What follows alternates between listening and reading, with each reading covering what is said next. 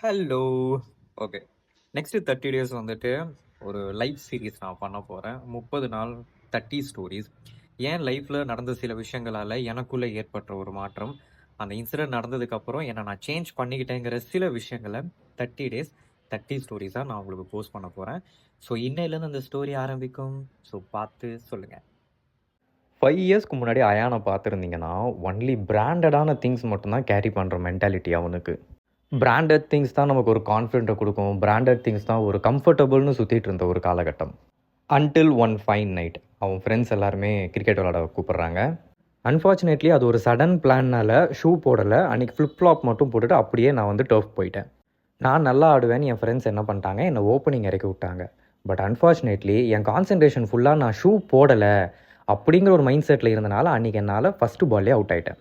Out ஆகிட்டு என் ஃப்ரெண்டுகிட்ட வந்து சொல்கிறேன், ஸ்லிப்பர் வந்துட்டு க்ரிப்பாக இல்லைடா, ஷூ போட்டு வந்தேன்னா நான் ஆடி இருப்பேன்னு. அப்போ என் ஃப்ரெண்டு சொன்னான், உன் கான்சன்ட்ரேஷன் ஃபுல்லாக நீ ஷூ போடலன்னு தான் இருந்ததே தவிர உன் மேலே நீ கான்ஃபிடன்ஸ் வச்சு ஆடலைன்னா.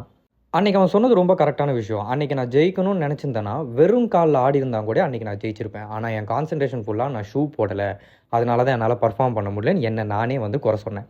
அன்னைக்கு சேஞ்ச் ஆன விஷயம் தான் இந்த கம்ஃபர்டபுள், கான்ஃபிடென்ஸ். அது எதுவுமே பிராண்டில் இல்லை, நமக்குள்ளே தான் இருக்குன்னு. 100 ரூபா டிஷர்ட் போட்டாலும் ஒன்று தான், 3000 ரூபாய்க்கு ஒரு டிஷர்ட் போட்டாலும் ஒன்று தான்.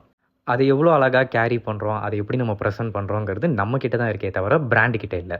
அந்த இன்சிடென்ட்டுக்கு அப்புறம் பெருசாக எந்த பிராண்டு பக்கமும் நான் வாங்குறது இல்லை. அன்லெஸ் அண்ட் அன்டில் அந்த பொருள் எனக்கு தேவை, அதனால எனக்கு யூஸ் இருக்குது, அதனால எனக்கு ஒர்க் இருக்குன்னு தெரிஞ்சால் மட்டும்தான் அந்த பர்டிகுலர் பிராண்டில் அந்த ப்ராடக்ட் வாங்குவேனே தவிர இந்த ஷோ ஆஃபுக்கோ இல்லை மற்றவங்களுக்கு காட்டணுங்கிறதுக்காக எந்த மாதிரி ஒரு பிராண்டட் திங்ஸுக்கும் நான் சப்போர்ட் பண்ணுறதும் கிடையாது, யூஸ் பண்ணுறதும் கிடையாது. உங்கள் ஃப்ரெண்ட்ஸ் கேங்கில் இந்த மாதிரி யாராவது இருந்தாங்கன்னா இந்த ரீலை ஷேர் பண்ணி விடுங்க.